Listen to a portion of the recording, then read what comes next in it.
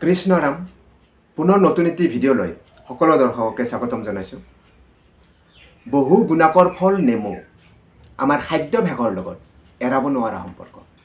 এই টেঙা ফলবিধে আমাৰ জীৱন টেঙা কৰাৰ পৰিৱৰ্তে দিয়ে কিছুমান মধুৰ উপকাৰহে। গৰমৰ দিনকেইটাত বাহিৰৰ পৰা ঘূৰি পকি আহি এগিলাচ নেমু চৰ্বতৰ প্ৰয়োজনীয়তা সকলোৱে অনুভৱ কৰে।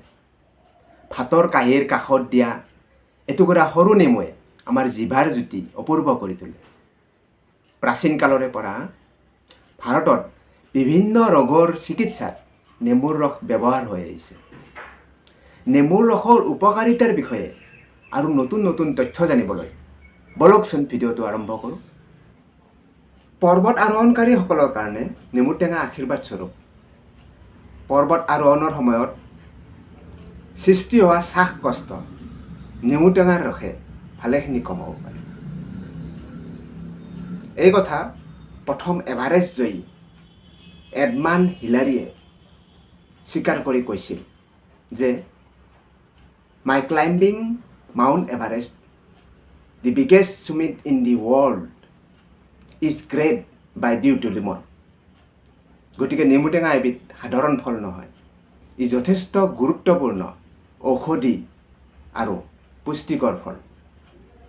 পুষ্টি বিশেষজ্ঞয়ো এই মত দিছে যে নেমু ৰসক এবিধ শক্তিশালী বেক্টেৰিয়া প্ৰতিৰোধী হিচাপে ব্যৱহাৰ কৰিব পাৰি। ইয়াৰ কলেৰা, ডিফথেৰিয়া, টাইফয়েড, ইনফ্লুৱেঞ্জা আৰু আন কিছুমান মাৰাত্মক ৰোগৰ বীজাণু ধ্বংস কৰিব পৰা সক্ষমতা আছে। নেমুৰ এই সক্ষমতাৰ কথা নোবেল বিজয়ী অধ্যাপক ফেন মুলাৰে কৰা গৱেষণাৰ পৰা প্ৰমাণিত হৈছিল। 18 শতিকাৰ মাজভাগত জেমছলিন নামৰ এগৰাকী নৌবাহিনীৰ শল্য চিকিৎসকেও দীৰ্ঘদিনীয়া নৌযাত্ৰাৰ ফলত স্কাৰ্ভি ৰোগত ভোগা সৈন্যসকলক নেমু ৰস খুৱাই আৰোগ্য কৰি তুলিছিল। নেমু ৰসত যথেষ্ট পৰিমাণে ভিটামিন চি পোৱা যায়। সেইবাবে নেমু খালে দাঁতৰ মাড়ি আৰু দাঁত শক্তিশালী হয়। দাঁতৰ মাড়িৰ দাঁতিত হোৱা ক্ষয়, পায়ৰিয়া, দাঁতৰ পোক আৰু মুখৰ আন ৰোগো নিৰাময় কৰে। বহু মানুহৰে বাছ বা তেনে যান বাহনত ভ্ৰমণ কৰিলে বমি বমি ভাৱ হয়।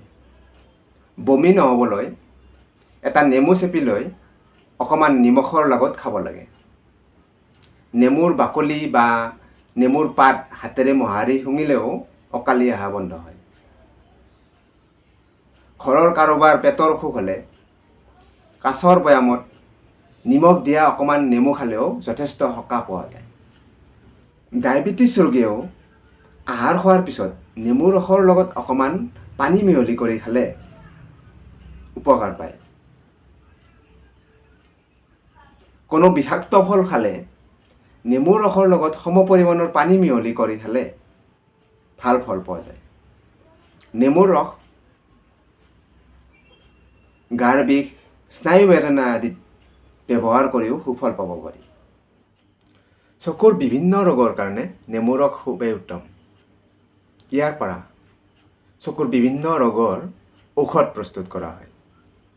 চকুত জালি পৰা বা ছানি পৰা ৰোগত আৰম্ভণিতে নেমুৰ ৰস ব্যৱহাৰ কৰিলে চকু দিনে দিনে পৰিষ্কাৰ হৈ আহি ভাল হোৱাৰ সম্ভাৱনা থাকে। চকু উঠা ৰোগতো নেমুৰ ৰস ব্যৱহাৰ কৰিলে উপকাৰ পোৱা যায়। নেমুত বহু পৰিমাণে বায়'ফ্লেভনয়েড আৰু আন প্ৰতিজাৰক থাকে, যিয়ে কেঞ্চাৰ আৰু আন বহু জটিল ৰোগ প্ৰতিৰোধ কৰিব পাৰে। নেমুত থকা লাইমনিনে আমাৰ কেঞ্চাৰৰ বিপদ কমায়। নেমুত এবিধ বিৰল ভিটামিন পোৱা যায়। সেইবিধ হ'ল ভিটামিন পি। এই ভিটামিন পিয়ে আমাৰ ৰক্তবাহী শিৰাবোৰ শক্তিশালী কৰে, যাৰ ফলত আমাৰ আভ্যন্তৰীণ ৰক্তক্ষৰণৰ বিপদ কমি আহে। নেমুৰ বাকলিত থকা ৰিউটিনে আমাৰ শিৰা উপশিৰাবিলাকৰ বেৰ শক্তিশালী কৰে। আচৰিত কথাটো হ'ল নেমু যদিও বৈশিষ্ট্যগতভাৱে টেঙা ফল, ই কিন্তু আমাৰ শৰীৰত ক্ষাৰকীয় অৱশেষে ৰাখি যায়। যিয়ে আমাৰ শৰীৰত এচিডৰ আধিক্য বা অম্লাধিক্য হ্ৰাস কৰি ৰাখে। টনচিলাইটিছৰ সমস্যা থাকিলে এগিলাচ গৰম পানীত এটা নেমু চেপি লৈ তাত 4 চামুচ মৌ আৰু নিমখ মিহলাই চাহ খোৱাৰ নিচিনাকৈ ধীৰে ধীৰে পি খালে ভালেখিনি উপশম পোৱা যায়। ল'ৰা ছোৱালীৰ পয়া লাগিলে 2 চামুচ নেমু ৰসত 5 চামুচ পানী মিহলাই তাত অলপ চেনি মিহলি কৰি দিনে 2বাৰকৈ এসপ্তাহমান খোৱালে ভাল ফল পোৱা যায়। কেঁচুমৰীয়াত তেজ পৰিলে আধা গিলাচ গৰম গাখীৰত এগিলাচৰ 4ভাগৰ এভাগ নেমু ৰস মিহলি কৰি খালে ভাল ফল পোৱা যায়। গ্ৰহণী ৰোগতো নেমু ৰস খুবেই উপকাৰী। বায়ু ৰোগত 6 গ্ৰাম নেমু ৰসৰ লগত অলপমান গৰম পানী মিহলি কৰি খালে ভাল ফল পোৱা যায়।